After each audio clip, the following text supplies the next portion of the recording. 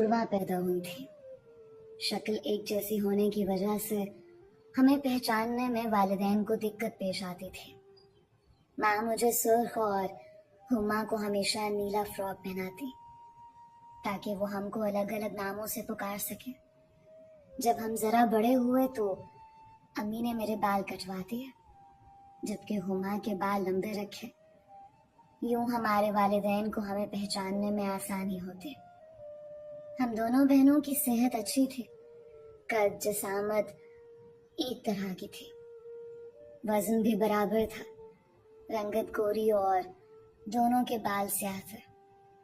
इतनी मुमासलत पर school teachers हैरान होती थी। एक सा यूनिफॉर्म होता तब टीचर्स को पहचानने में दुश्वारी होती, तो उन्होंने हमको अलग अलग सेक्शन में बिठा दिया। मैं फर्स्ट ईयर में पहुंची, उस वक्त मेरी उम्र 17 बरस थी, जबकि हुमा भी फर्स्ट ईयर में थी। उसने आर्ट्स में दाखिला लिया था, जबकि मैंने साइंस में।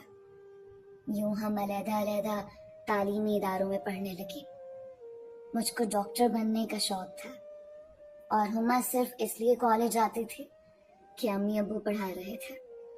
वो खालिसतन घरेलू लड़की थी, पढ़ाई से ज्यादा घर के कामों में दिलचस्पी रखती थी। कहती थी ज्यादा पढ़ के क्या करना है, बाद में भी चूल्हा आंधी से ही वास्ता होगा। वो कॉलेज से आकर थोड़ी देर आराम करती, फिर अम्मी के साथ काम में लग जाते।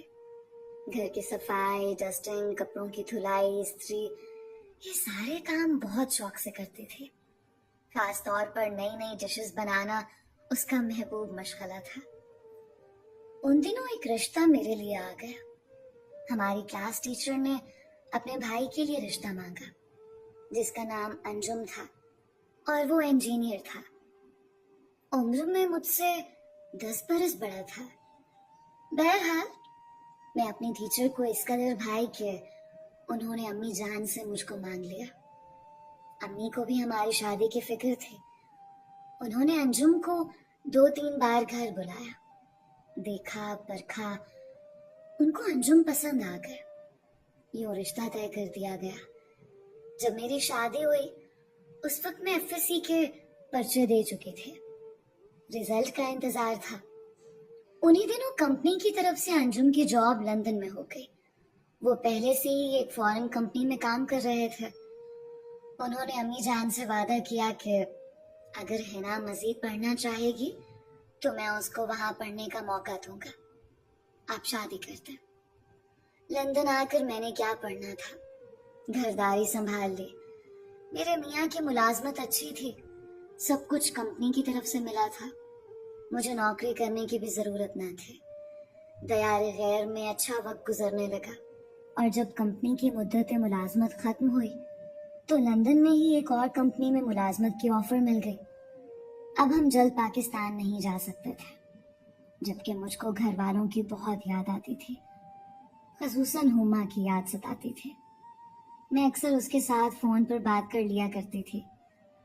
एक दिन सुना उसका रिश्ता तय हो गया है। अम्मी ने इसरार किया कि 2 माह बाद शादी है, तैयारी बांध लो, तुमने बहन की शादी में जरूर आना है। जी तो मेरा भी बहुत चाहता था कि बहन की शादी में शिरकत करूं, लेकिन मैं पाकिस्तान जाने से कासिर थी। हमने यहाँ मजीद कयाम के लिए अप्लाई किया हुआ था और अब मुकर्रर मुद्दत तक हमको यहाँ रहना था। मेरे शौहर का जॉब जारी रखना भी जरूरी अमर था। हिना की शादी हो गई और मैं अपनी बहन की शादी में शरीक ना हो सके, जिसका मुझको बहुत कलक था।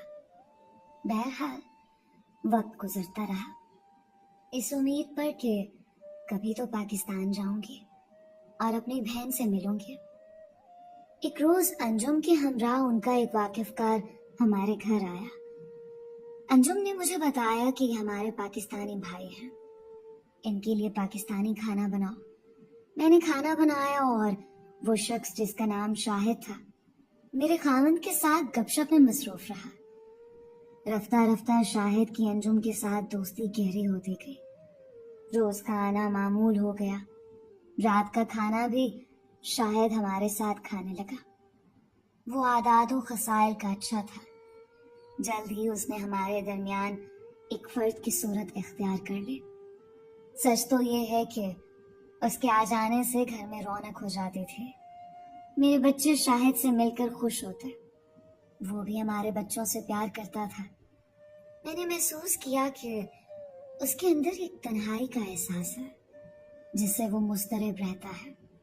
اس کو بہت اچھے اچھے لطیفے یاد تھے، وہ ہم کو خوب ہنساتا، تاہم شائستہ گفتگو کرتا تو لطف آ جاتا۔ اس کی باتوں میں گویا گلوں کی خوشبو تھی۔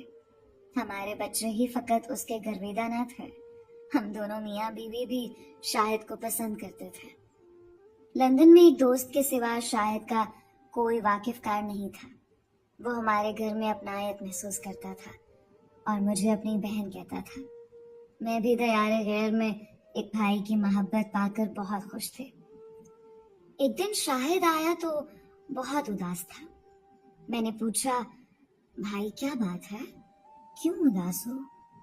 کہنے لگا، امی جان کافی بیمار ہیں اور میں ان کی تیمارداری کے لیے پاکستان نہیں جا سکتا۔ انجم بولے، کیوں؟ ایسی کیا بات ہے؟ اگر پیسے نہیں ہیں تو مجھ سے لے لو، اور جاب کی پرواہ ہے تو پرواہ نہ کرو، نوکری تو پھر مل جائے گی، لیکن ماں جیسی ہستی پھر نہ ملے گی، یہی تو دکھ ہے۔ اس نے جواب دیا، ماں مجھ سے بہت محبت کرتی ہیں اور میری جدائی میں بیمار ہے اور میں جا ہی نہیں سکتا۔ کیوں نہیں جا سکتے؟ خدا نہ خواستہ قید تو نہیں ہو، آخر ایسی کیا مجبوری ہے جو نہیں جا سکتے؟ کہا کہ مجبوری میری بھابھی ہے جس کی شکل ہو بہو میری ہنا بہن سے ملتی ہے۔ مجھ سے ملتی ہے؟ میں نے حیرت سے سوال کیا۔ ہاں، اس قدر کہ جب میں نے پہلی بار آپ کو دیکھا تو میں ششدر رہ گیا۔ سمجھ میں نہیں آ رہا تھا کہ یہ کیسا طلسم ہے کہ ایک ہما ادھر ہے اور دوسری ادھر ہے۔